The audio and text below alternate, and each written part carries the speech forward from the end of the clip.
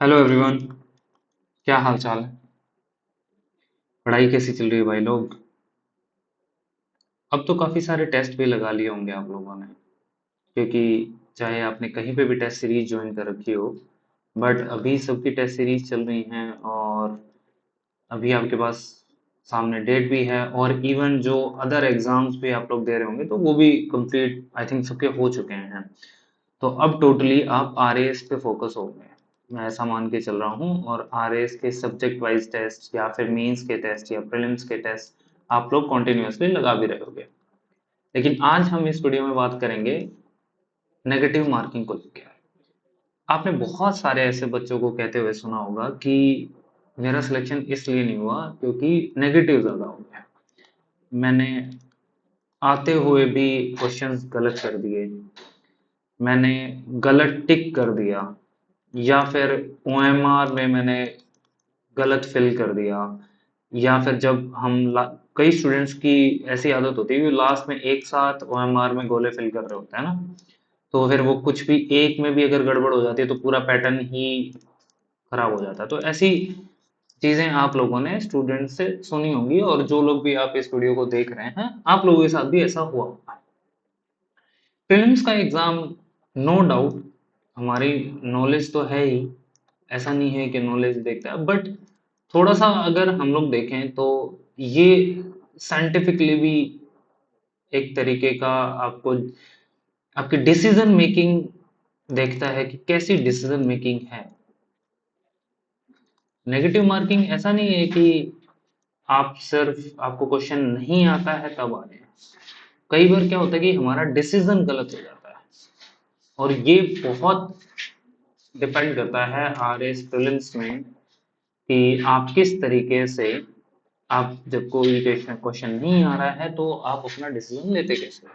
तो आज हम इस वीडियो में उन्हीं चीजों पे बात करेंगे कि हमें कैसे नेगेटिव मार्किंग को कम करना है, और कैसे इस चीज से बचना है, और नेगेटिव मार्किंग होती क्यों है, या फिर स्टूडेंट्स इतने क्वेश्चंस क्यों कर पाते हैं, ऐसे कौन से रीजंस हैं जिनके कारण स्टूडेंट्स नेगेटिव बहुत ज्यादा कर देते हैं और पॉजिटिव में कम रह जाते हैं। आपको बहुत ज्यादा स्टूडेंट्स मिलेंगे ऐसे। देखो, इस एग्जाम्पल से समझ के देख लो आप। अगर मान लो एक स्टूडेंट है और वो उसे 82 क्वेश्चन के आसपास क्वेश्चन जो है वो आ रहे थे, बट उसने अटेम्प्ट कर दिए भाई 98 टू 100 क्वेश्चन अटेम्प्ट कर दिए, ठीक है। बट उसके करेक्ट यही 78 टू 7 सॉरी 68 टू 70 के आसपास करेक्ट हो रहे हैं, है ना, और 30 के आसपास उसके गलत हो जा रहे हैं। तो आप जब ओवरऑल स्कोर देखोगे तो वो 75 के आसपास आपको स्कोर दिखेगा, 76 78 के आसपास। और अगर मान लो कट ऑफ ज्यादा है, 80 से ऊपर कट ऑफ है, या फिर आपका ये मानो कि 85 से कट ऑफ ज्यादा, तो लेकिन इसे क्वेश्चन ज्यादा पता होते हुए भी, ज्यादा अटेम्प्ट करते हुए भी इसका स्कोर आप देखोगे ना तो आपको कम स्कोर दिखेगा। वहीं पे एक स्टूडेंट है जिसको कम क्वेश्चन पता है, उसने कम क्वेश्चन अटेम्प्ट किए लेकिन करेक्ट ज्यादा कर दिए और रॉन्ग कम किए, है ना। करेक्ट में भी कंपेरेटिवली ए से कम किए हैं, लेकिन रॉन्ग जो है वो कम कर दिए, और इसके कारण आप देखोगे तो उसकी इतनी नेगेटिव मार्किंग नहीं हुई, और वो जो कट ऑफ का एक बार है वो क्लियर कर जाता है, उसको क्रॉस कर जाता है। तो यहाँ पे कोई ऐसा नहीं है कि नॉलेज का डिफरेंस आप देखोगे कि इन्हें ए को ज्यादा क्वेश्चन पता थे, बी को कम क्वेश्चन पता थे, इन्हें ज्यादा क्वेश्चन अटेम्प्ट भी किए, बी ने कम क्वेश्चन अटेम्प्ट किए, लेकिन वहीं पे जो नंबर ऑफ रॉन्ग क्वेश्चंस हैं वो इन्हें इतने ज्यादा कर दिए कि उसके कारण ओवरऑल स्कोर जो है वो उसका लो हो गया, और वो प्रीलिम से बाहर हो गया।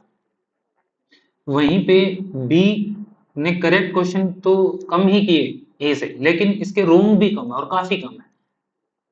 बट यहाँ पे रोम कम होने की वजह से इसके मार्क्स ज्यादा हो जाते हैं, ओवरऑल मार्क्स, और ये प्रीलिम्स की कट ऑफ को क्लियर करा। तो यहाँ पे जो बी की डिसीजन मेकिंग है ना, जो उसने क्वेश्चन को अटेम्प्ट करते टाइम जो डिसीजन लिया वो ज्यादा इफेक्टिव है, वो ज्यादा स्ट्रोंग है। और ये डिपेंड करता है कि आपकी साइकोलॉजी, आपने किस तरीके से उसको मैथमेटिकली क्या चीजें देखी, क्या स्ट्रेटेजी आपने अपनाई, एनालिटिकल अप्रोच रखी क्वेश्चन को सोल्व करते हुए, नहीं। तो ये सारी चीजें आज हम लोग इस वीडियो में डिस्कस करेंगे, ठीक है। तो अभी आगे चलते हैं, देखते हैं। पहली चीज कि स्टूडेंट जो है ना ज्यादा नेगेटिव क्यों कर देते हैं पॉजिटिव से। इस पे बात कर लेते हैं। और ये मोस्टली स्टूडेंट्स के साथ होता है कि नेगेटिव ज्यादा हो जाता है। कौन कौन से ऐसे कारण हैं? एक तो पहला कारण तो सबके दिमाग में ये रहता है कि मुझे ना क्वेश्चन नहीं छोड़ रहे हैं। क्यों? क्योंकि कोई ना कोई स्टार टीचर ये बात बोल देता है कि आपको ना मैक्सिमम क्वेश्चन करके आने हैं।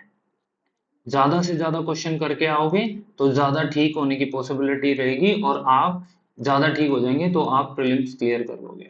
ऐसा कोई ना कोई टीचर बोल देगा आपको, है ना? तो स्टूडेंट सोचता है कि 150 मार्क्स, ओ सॉरी 150 क्वेश्चंस होने हैं, तो मैं ट्राई करूंगा कि 145 टू 150 क्वेश्चन सारे के सारे अटेम्प्ट कर दूंगा, और कम क्वेश्चन छूटेंगे तो मेरे नेगेटिव भी कम होंगे, तो मैं आराम से प्रीलिम्स तो क्लियर कर लूंगा। ज्यादा क्वेश्चन अटेम्प्ट करती है तो ज्यादा ठीक होंगे। ये एक दिमाग में पता नहीं कहाँ से चीज है, बट स्टूडेंट्स के दिमाग में होती है। फोमो भी रहता है स्टूडेंट को, फियर ऑफ मिसिंग आउट, कि यार जो बगल वाला है ना उसने ज्यादा क्वेश्चन कर दिए हैं, तो वो ज्यादा क्वेश्चन करके आएगा तो उसके ज्यादा मार्क्स आएंगे, और मैं कहीं पीछे ना रह जाऊं। तो सारे स्टूडेंट क्या पता ज्यादा क्वेश्चन अटेम्प्ट कर रहे हो। फिर कई बार क्या होता है कि ओवर कॉन्फिडेंस भी होता है कि अरे यार मैं तो देख लूंगा, मैं तो 145 से कम क्वेश्चन करता ही नहीं, मैं तो ज्यादा क्वेश्चन करूंगा ना, ज्यादा क्वेश्चन करूंगा तो सही रहेंगी चीजें। तो ये ओवर कॉन्फिडेंस भी रहता है स्टूडेंट को कि मुझे तो सब आता है, मैंने सब पढ़ लिया है, और मैं तो जो क्वेश्चन करूंगा ठीक ही करूंगा, गलत को होने वाले क्वेश्चन कम ही होंगे मेरे। तो इसलिए ये ओवर कॉन्फिडेंस भी मार देता है कई बार। और ये जनरली जब आप पढ़ते हो चीजें तो लोगों में आ ही जाता है। इवन फ्रेशर्स में तो ये रहता है कि यार मेरे को तो ना फर्स्ट अटेम्प्ट भी फोड़ना है, मैं फर्स्ट अटेम्प्ट में ही रैंक लेके आऊंगा। फिर टाइम प्रेशर भी रहता है कुछ स्टूडेंट्स पे। क्या होता है कि जब इस बार अभी देखना आप आरएस में एक चीज और आपको देखने को मिलेगी, जैसे अभी सेकंड ग्रेड का पेपर देखना उठा के, सेकंड ग्रेड में जो आपको क्वेश्चंस दिखेंगे ना वो स्टेटमेंट वाले क्वेश्चन दिखेंगे। स्टेटमेंट वाले क्वेश्चंस को पढ़ने में टाइम लगता है। मान लो चार स्टेटमेंट दे दी, तीन स्टेटमेंट दे दी, तो इन स्टेटमेंट्स को पढ़ने में टाइम लगता है, तो 1 मिनट से ज्यादा टाइम लग जाता है कई बार क्वेश्चन में। और ज्यादातर क्वेश्चन ऐसे देखने को मिलते हैं अभी। ऐसा डायरेक्टली वन लाइनर क्वेश्चन आपको नहीं मिलेगा। वन लाइनर में क्या होता है कि सीधा आपने लाइन पढ़ी और चार ऑप्शन देखे और आपने आंसर निकाले, लेकिन इनमें ज्यादा टाइम नहीं लगता। बट जो स्टेटमेंट वाले क्वेश्चन है या जहाँ पे ज्यादा ऑप्शन दिए तो उनमें टाइम लगता है। इवन वहां पे एक एक वर्ड इतना इंपॉर्टेंट हो जाता है, हमें देखना होता है कि ये वर्ड सारे आपके पढ़े गए हैं नहीं पढ़े गए हैं, आपने ढंग से उसको पढ़ा या नहीं पढ़ा, तो वो पढ़ने में समय लगता है। ठीक है, तो ये एक टाइम प्रेशर, फिर लास्ट में क्वेश्चन बचते नहीं है, तो फिर टाइम प्रेशर क्रिएट होने लगता है कि यार मैं इसको कर पाऊंगा नहीं कर पाऊंगा ना, फटाफट भर देता हूँ। एक काम करता हूँ लास्ट में ना, सारे में जो 10 मिनट में जितने भी बचेंगे उनमें सारों में बी भर दूंगा या सब में सी भर दूंगा। कुछ ना कुछ तो ठीक होंगे ही। और खुद से ही काउंट कर लेते हैं कि यार मैं तो 10 में से अगर मेरे 4 भी ठीक हो गए या मेरे 5 भी ठीक हो गए ना और 5 गलत हो गए तो भी मैं पॉजिटिव में आ जाऊंगा। और इस तरीके से दिमाग लगा लिया, मैं 15 कर देता हूँ या 20 कर देता हूँ, 20 में से अगर मेरे 7 भी ठीक हो गए 8 भी ठीक हो गए तो भी मैं पॉजिटिव में, इस तरीके के रहती हैं चीजें।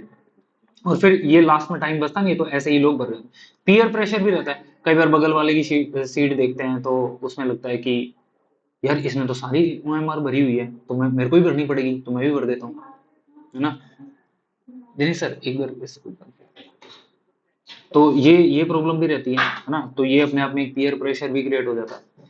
फिर कई बार ये भी रहता है कि अगर मान लो क्वेश्चन आया, उस क्वेश्चन में आपको ये लगे यार ये मैंने पढ़ा हुआ है ना, मेरे को ये फील आ रहा है कि यार इसका आंसर ना ये होना चाहिए। वो फील वाली जो चीजें है ना, उसमें वो कुछ भी टिक लगा देते हैं कि यार मेरे को तो फील आ रही थी कि हाँ ये अच्छा दिख रहा है, ये वर्ड मैंने सुना हुआ लग रहा है तो मैं इसको कर देता हूँ, है ना? मेरे को लग रहा है कि मैंने पढ़ा हुआ, तो वो वेग मेमोरी में कहीं ना कहीं आपको होता है कुछ वर्ड और आपको लगता है ये सही है तो उसको कर देता है।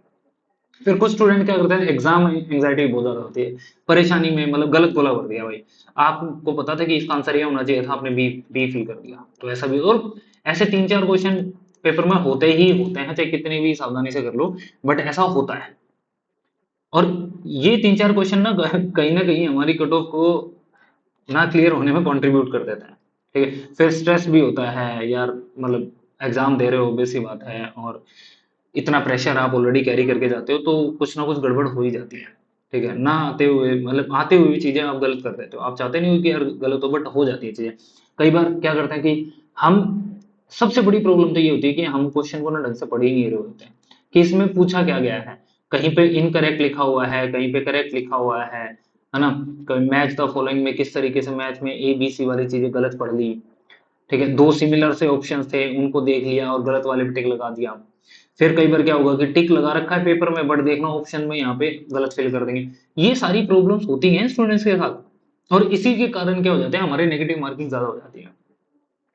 तो ये कारण है, ठीक है, जो अभी हम लोगों ने डिस्कस किए कि क्यों नेगेटिव मार्किंग ज्यादा होती है। अब अगर देखो सिंपल सा मैथ है भाई, ठीक है, जैसे आरओआई होता है ना किसी भी चीज का, जब भी आप कहीं पे कुछ इन्वेस्ट कर रहे हो तो वहां पे भी रिटर्न आता है ना, तो सेम ऐसे ही भाई नॉलेज अगर आपको अच्छी चाहिए तो ऑब्वियस सी बात है आप पॉजिटिव मारोगे चीजें। इवन अगर आपने कोई गेस वर्क किया और गेस वर्क बहुत एनालिटिकल तरीके से आपने स्ट्रेटेजिकली उसको किया तो भी पॉजिटिव में चीजें, लेकिन जब ब्लाइंड गेस करते हो ना यार, तो ब्लाइंड गेस में चीजें क्या होती हैं, जीरो या फिर नेगेटिव में जाने के ज्यादा चांसेस होते हैं। और ये ब्लाइंड गेस में हम बहुत ज्यादा कर जाते हैं चीजें। तो ब्लाइंड गेस को क्या करना, अवॉइड करना है भाई, है ना। 50-50 जहां पे गैस होगा लेकिन वो कैलकुलेटेड होना चाहिए, ऐसा नहीं रैंडम की यार मेरे को तो ना ये फील आ रही है, मेरे को ये वर्ड जो है वो अच्छा लग रहा है, ये बढ़िया दिख रहा है, बढ़िया दिख रहा है तो इसको लगा देते हैं, है ना, ये नहीं होना चाहिए। वो कैलकुलेटेड रिस्क होते हैं, अगर 50-50 में भी जा रहे हो तो वो आपको उसके पीछे ना रीजनिंग होती है। ऐसा नहीं होगा कि आपने रैंडम कोई भी चीज है, आपको पता होगा कि मैं इसको एलिमिनेट क्यों कर रहा हूं, है ना, उस ऑप्शन को, किसी भी ऑप्शन को या कोई भी स्टेटमेंट है उसको मैं गलत ठहरा रहा हूं तो क्यों, आपको उसका पीछे का रीजन पता होगा, तब आप 50-50 वाले गेस पे पहुंचते हो। बट ब्लाइंड गेस में क्या होता है कि गलत होने के चांसेस बहुत ज्यादा होते हैं, ठीक है, तो ये क्वेश्चंस के पीछे का मैथ है भाई जो अपने को आना चाहिए। एक और जो चीज मार्केट में चलती है वो ये चलती है कि, है ना, इस तरीके की कैलकुलेशंस आप लोगों के सामने आ जाएंगी कि भाई देखो अगर आप ना 150 क्वेश्चन मान लो आपने अटेम्प्ट कर दिए और वो सारे के सारे सही कर दिए तो आपको पता है कि आपके कितने मार्क्स आ जाएंगे, ठीक है। फिर अगर मान लो आप 100 क्वेश्चन सही करते हो और 50 क्वेश्चन गलत भी हो जाते हैं तो भी आपके इतना मार्क्स आ जाएगा, ठीक है, ओवरऑल मार्क्स आपका 111 के आसपास आ जाएगा। फिर अगर मान लो आप 80 क्वेश्चन सही कर देते हो, 70 क्वेश्चन गलत भी हो जाते हैं तो भी आप 75 के आसपास नंबर, और जैसे लास्ट ईयर की कट ऑफ जो थी वो 72 के आसपास ही, तो भी कि यार मैं तो 80 क्वेश्चन सही कर दूंगा और 70 क्वेश्चन गलत भी हो जाएंगे तो भी कोई दिक्कत नहीं है, 150 के 50 क्वेश्चन करते हैं, बट ऐसा नहीं होता है भाई, है ना। ये ठीक है, ये मैथमेटिकल जो कैलकुलेशन है यहाँ पे देखने में तो सही लग रही है, बट वहां पे प्रैक्टिकलिटी अलग है, ये पॉसिबल बहुत कम होता है और कई बार ये मतलब चांस ही है कि कुछ ऐसा हो जाए तो, क्योंकि बहुत सारे क्वेश्चन तो ऐसे भी होंगे जो आपने पढ़े भी नहीं होंगे जिनको हमें स्किप करना होता है, ऐसा नहीं कि हमें सारे के सारे क्वेश्चन अटेम्प्ट ही करने होते हैं।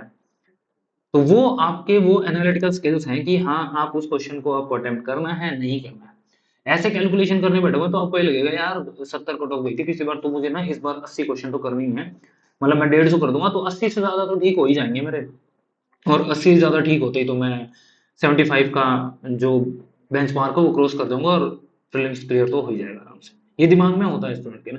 बट ऐसा नहीं है, तो इस चीज पे तो आप बिल्कुल भी मत जाना, ठीक है, ये चीजें होंगी आप लोगों के सामने आएंगी कि इतने इतने, नहीं, आपको कुछ क्वेश्चन स्किप भी करने होंगे और मैक्सिमम क्वेश्चन करेक्ट करने हैं, और जो नेगेटिव मार्किंग है जहाँ पे रॉन्ग क्वेश्चन की पॉसिबिलिटी है वो आपको कम करनी पड़ेगी, ठीक है। अब 4 कैटेगरीज में डिवाइड कर लो क्वेश्चन को ना, जब भी आप कहीं पे भी, या तो आप मॉक दे रहे हो या आप पेपर दे रहे हो, कोई भी एग्जाम दे रहे हो, है ना, तो 4 कैटेगरीज में आपको पेपर अटेम्प्ट करना है, इस तरीके से अटेम्प्ट करना है, कैसे कि आप कोई भी बात बताओगे कि यार ये जो क्वेश्चन है ये मैं 100% श्योर हूँ मुझे आता है, और ये प्रैक्टिस करनी होगी आपको, मॉक जब जहां पे भी टेस्ट सीरीज लगा रहे होगे ना वहां पे आपको इतनी प्रैक्टिस करनी ही होगी, ठीक है।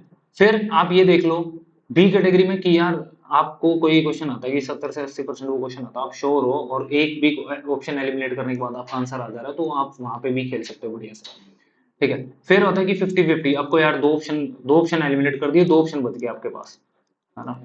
अब यहाँ पे इसको सेकंड राउंड के लिए छोड़ो, आप आराम से इस पे छोड़ देना, इस पे सोचना है, ऐसा नहीं कि आपने सीधा का सीधा अटेम्प्ट कर दिया। लेकिन फोर्थ कैटेगरी का क्वेश्चन होगा जिसकी आपको जीरो नॉलेज है, जिसका आपको पता ही नहीं है, उसको तो टच ही नहीं करना है, उसको छोड़ देना भाई, सीधी बात। यहाँ पे कोई भी अगर मान लो ट्रिक नहीं लग रही है, कोई भी एलिमिनेशन टेक्निक नहीं लग रही है, कोई भी कॉन्सेप्ट नहीं लग रहा है, तो आप उसको छोड़ देना, उसको अवॉइड करना है, ऐसा नहीं है कि उसको अटेम्प्ट करना है। तो इस तरीके से 4 कैटेगरीज में आप अपने पूरे पेपर को डिवाइड कर सकते हो, ठीक है। और ये अपने आप में एक गोल्डन रूल है कि जो क्वेश्चन नहीं आता, जो क्वेश्चन कभी सुना ही नहीं है, उस क्वेश्चन को अटेम्प्ट ही नहीं करना है, उसको छोड़ देना है भाई, सिंपल सी बात है, अगर आपको नेगेटिव मार्किंग से बचना है तो। वरना तो फिर वही है कि हम लोग जो, हमें जीरो नॉलेज है किसी क्वेश्चन के बारे में, उसको अटेम्प्ट करते जाएंगे तो फिर वो हमारी नेगेटिव मार्किंग बढ़ती ही जाएगी भाई। तो इस चीज का हमें खासकर ध्यान रखना, और सबसे बड़ा जो मिथ है वो ये रहता है कि भाई क्वांटिटी, मेरे को नंबर ऑफ क्वेश्चन ज्यादा करना है, कि क्वांटिटी से ज्यादा क्वालिटी होनी चाहिए, बट ऐसा नहीं है, क्वालिटी और क्वांटिटी ये चीज आपको ध्यान रखनी है। ठीक है, मिथ है कि I should attempt maximum questions, जी नहीं, मैक्सिमम क्वेश्चन अटेम्प्ट नहीं करने हैं। मैक्सिमम क्वेश्चन जो अटेम्प्ट करने हैं वो क्वालिटी क्वेश्चन अटेम्प्ट करने हैं, वो सही अटेम्प्ट करने हैं। आपका स्कोर डिपेंड करता है कि आपकी एक्यूरेसी क्या है, आपने अटेम्प्ट कितने किए हैं। तो अटेम्प्ट के साथ साथ आपकी एक्यूरेसी बहुत मैटर करती है ना। सिर्फ खाली जो अटेम्प्ट काउंट नहीं मैटर करता कि यार आपने तो 130 क्वेश्चन अटेम्प्ट कर दिए और उसमें मोस्टली गलत हो गए, उससे मैटर ही नहीं करता। एक्यूरेसी बहुत इंपॉर्टेंट है। अगर आपने क्वेश्चंस को सही से अटेम्प्ट नहीं किया है तो आपका स्कोर नेगेटिव में जाएगा ही जाएगा। तो इस चीज का ध्यान रखना, ये मत करना कि भाई ठीक है अपने को तो सिंपली क्या करना है कि मैक्सिमम क्वांटिटी पे फोकस करना है, क्वांटिटी नहीं क्वालिटी पे फोकस करना है। ठीक है, थर्ड राउंड जो आपका होना चाहिए पेपर में, एक तो हो गया कि आपको पहले राउंड में तो आपने देख लिया कि जो श्योर है, फिर आपने कुछ टिक लगाई, कुछ क्वेश्चंस को एलिमिनेट कर दिया, और फिर आता है कि 50-50, जहां पे वहां पे आपको सिंपली भाई ये 50-50 वाले जो क्वेश्चन है ना वो करने हैं। वहां पे आपको थोड़ा सा छोड़ देना, सोचना है, डिफरेंट डिफरेंट एंगल्स लगाने हैं। आपके जो सब्जेक्ट की नॉलेज है, आपने कहीं पे वर्ड वर्ड सुना होगा, देखा होगा, आपको दिमाग पे जोर डालना है उन क्वेश्चन को सोल्व करते हुए। ठीक है, आपको कॉन्सेप्ट लेके आने पड़ेंगे उसमें। थर्ड राउंड में इस तरीके से क्वेश्चन करना है, तो 50-50 वाले क्वेश्चन जो है वो आपको थर्ड राउंड में ही करने हैं। ठीक है, साइंटिफिक एलिमिनेशन टेक्निक्स है ना, ये मैटर करती हैं। जैसे एक्सट्रीम वर्ड्स वाले जो क्वेश्चन होते हैं है ना, जैसे ऑलवेज लिखा है, ओनली लिखा है, नेवर, कंप्लीटली, एंटायरली, ये हम लोग अलग वीडियो में इन पे बात भी करेंगे। और वो पूरा आरपीएससी के ने जो पेपर लिए ना, वहां पे हम लोग एलिमिनेशन ट्रिक्स लगा के देखेंगे कि हाँ कितने क्वेश्चन जो हैं वो एलिमिनेशन ट्रिक से हो सकते हैं, या जो एक्सट्रीम वर्ड से अगर हम किसी ऑप्शन को एलिमिनेट कर सकते हैं। तो ये सारी चीजें हम लोग देखेंगे, है ना।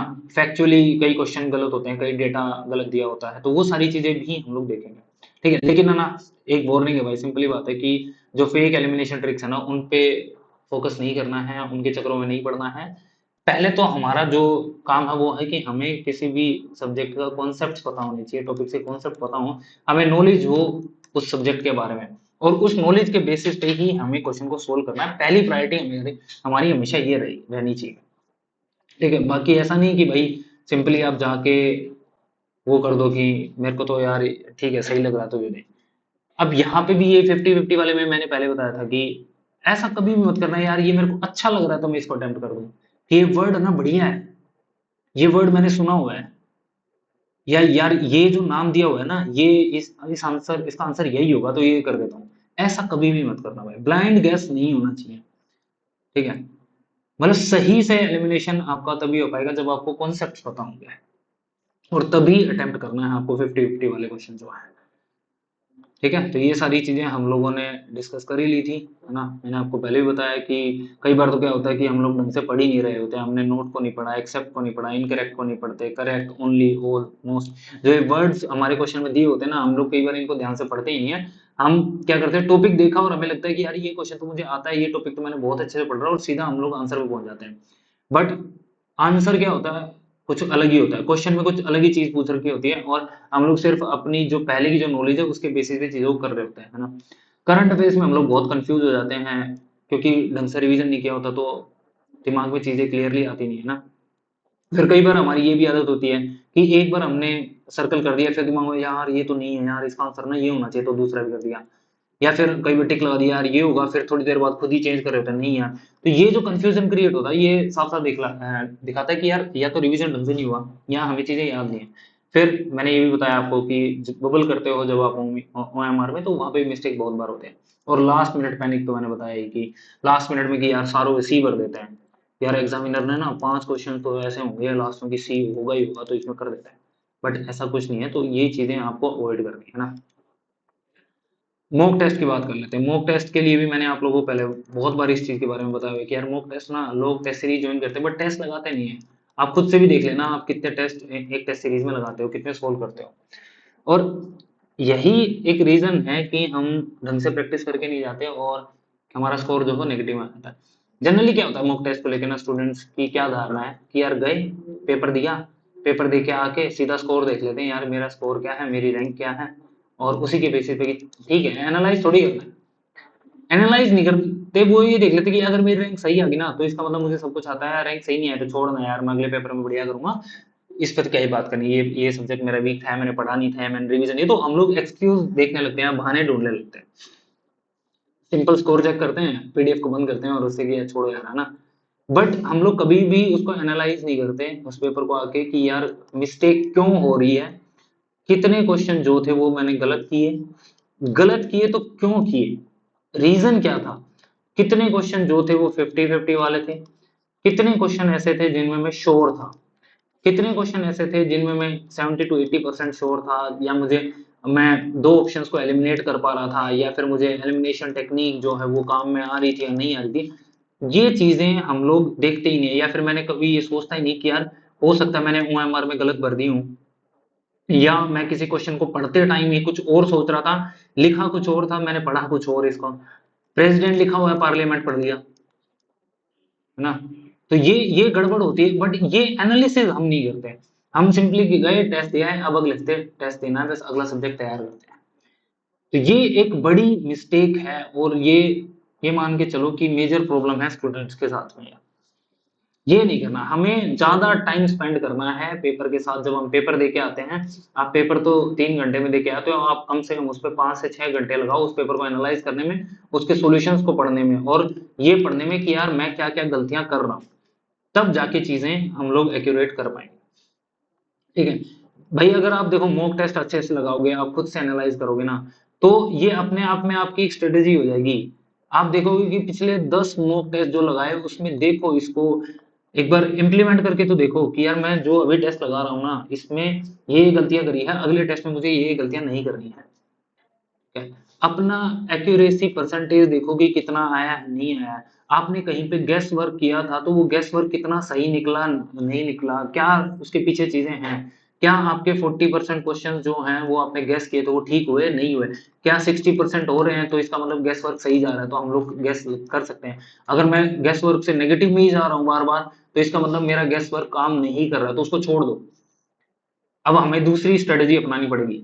तो ये अपने आप में आपकी खुद की एक स्ट्रेटेजी हो जाएगी, बट वो तभी हो पाएगी जब आप प्रैक्टिस करोगे, हर मॉक टेस्ट में अपनी कमियों पे काम करोगे। ठीक है, एग्जाम होल्ड डिसिप्लिन, ये सबसे ज्यादा इंपॉर्टेंट है। कैसे भाई, अपने आप को ना कभी भी कंपेयर मत करना कि यार बाकी लोग क्या कर रहे होंगे, बाकी लोगों ने कितने क्वेश्चन भर दिए होंगे, ठीक है, या उन्होंने कितने गोले भरे हुए हैं, या सामने वाले की ओएमआर तो ऐसी दिख रही है जैसे इसने सारे अटेम्प्ट कर दिए तो मुझे भी सारे करने पड़ेंगे, है ना। कोई आदमी तो यार अभी से करके बैठा हुआ है, क्या इसको सारा पेपर आता है। ये खुद से दिमाग में कुछ भी चीजें नहीं बनानी आपको। ठीक है, आपको बैठ के अपना पेपर करना है, सिंपल है। पैनिक नहीं करना, अपने आस पड़ोस के लोगों को नहीं देखना वो क्या कर रहे हैं, बार बार काउंट नहीं करना कि यार मैंने कितने क्वेश्चन अटेम्प्ट कर लिए, है ना, क्योंकि उससे टाइम वेस्ट होगा, फिर लास्ट में पैनिक होगा। आराम से बैठो, ठीक है, पानी पियो, थोड़ा सा ब्रेक भी लो, सोचो भी, कोई दिक्कत नहीं है, 20-30 सेकंड का आराम से सोच भी सकते हो, 1 मिनट का ब्रेक ले लो, अगर मतलब 5-6 क्वेश्चन कर लिए हैं, 10 क्वेश्चन कर लिए तो सोच लो आराम से। हर 10 क्वेश्चन बाद देखो कि आप साथ साथ में ओएमआर फिल कर रहे हो तो करेक्ट फिल कर रहे हो, या कोई क्वेश्चन तो गलत तो नहीं भर दिया, या पैटर्न में कहीं दिक्कत तो नहीं आ गई है। और हर क्वेश्चन को इंडिपेंडेंट ट्रीट करो, ऐसा नहीं कि यार मैंने 10 क्वेश्चन कर दिए तो ठीक है यार अब छोड़ देता हूँ, इनफ हो गया, नहीं, हर क्वेश्चन को अलग से ट्रीट करना है। ये छोटी छोटी चीजें हैं जो आपको एग्जाम हॉल में ध्यान रखना है, बाकी इन चीजों पे और भी हम लोग बात करेंगे अच्छे से। बट अभी जो ये वीडियो इसीलिए है कि अभी जो मॉक टेस्ट आप दे रहे हो ना, इन मॉक टेस्ट में ये चीजों को अप्लाई करो, इंप्लीमेंट करो, तभी हमारी इतनी प्रैक्टिस हो पाएगी कि हम रियल जो हमारा एग्जाम होने वाला है उस एग्जाम में हम चीजें सही कर पाएंगे। ठीक है, तो फाइनल गोल्डन गोल्डन रूल्स जो हैं वो यही है कि भाई हमें सिंपली ब्लाइंड टिक तो नहीं करना, इमोशंस पे नहीं जाना कि यार ये अच्छा जा रहा है, फील आ रही तो कर देते हैं ना, अपनी प्रिपरेशन पे ट्रस्ट करना है भाई। ठीक है, एलिमिनेशन ब्लाइंड नहीं होनी चाहिए, रैंडम नहीं होनी चाहिए, ये कैलकुलेटेड होनी चाहिए, आपको ये रैशनल होनी चाहिए, आपको इसके पीछे का कॉन्सेप्ट पता होना चाहिए। ठीक है, खाली ऐसा नहीं कि मेरे को तो बस 2 ऑप्शन एलिमिनेट कर देता हूँ, 2 बच गए और वो 2 एलिमिनेट किए, उसका कोई आपके पास रीजन नहीं था कि क्यों किया, है ना। जो क्वेश्चन नहीं आता भाई छोड़ देना है, उस पर ज्यादा टाइम नहीं लगाना है, अवॉइड करो, वो स्किप करने के लिए हमें 150 क्वेश्चन सही करने भी नहीं है। ओएमआर फिल करने की, जब भी टेस्ट देने जाते हो भाई ओएमआर फिल करो। ठीक है, फिर हर क्वेश्चन को आराम से पढ़ लो भाई, चाहे भले ही 2 बार पढ़ लो, लेकिन पढ़ना सही है, वहां पे करेक्ट लिखा है इनकरेक्ट लिखा है, लिखा क्या है वो बहुत जरूरी है, क्वेश्चन में पूछा क्या है, वरना तो फिर गलत हो जाएगा, हम गलत अटेम्प्ट कर रहे हैं उसको। ठीक है, बात सिलेक्शन में ये नहीं है कि आपको कितनी चीजें आ रही है भाई, या आपको सब कुछ आ रहा है, बात यह है कि आप कितनी कम मिस्टेक्स करके आ रहे हो। सिलेक्शन उस पर भी डिपेंड करता है। आप कम मिस्टेक्स करोगे, सिलेक्शन के चांसेस बढ़ जाएंगे आपके। तो आज ये इस वीडियो में हम लोगों ने देखा कि नेगेटिव मार्किंग पे किस तरीके से आपको काम करना चाहिए। अपने हर एक मॉक टेस्ट को इसी तरीके से ट्रीट करो, देखो गैस वर्क करना है तो भी प्रैक्टिस करो, लेकिन रैंडम नहीं। ठीक है, ये जितना ज्यादा प्रैक्टिस करते जाओगे उतनी सारी चीजें आप लोगों के लिए सही होती चली जाएंगी। बाकी तेज सिविल्स के चैनल को सब्सक्राइब कर लो। ठीक है, बाकी लोगों के साथ भी शेयर करो अगर आपको सही लग रहा है तो। और हमारा RAS प्रीलिम्स का लाइब्रेरी बैच भी बहुत जल्दी ही आएगा। ठीक है, ये हम आप लोगों को बता देंगे सारा कि क्या क्या चीजें होने वाली हैं, बट अभी प्रीलिम्स पे फोकस करेंगे। मेंस की लाइब्रेरी हमारी ऑलरेडी फुल है। ठीक है, तो उसमें तो अभी कोई चांस है नहीं। तो ये था, अब हम आप लोगों से मिलते हैं नेक्स्ट वीडियो में। Thank you so much.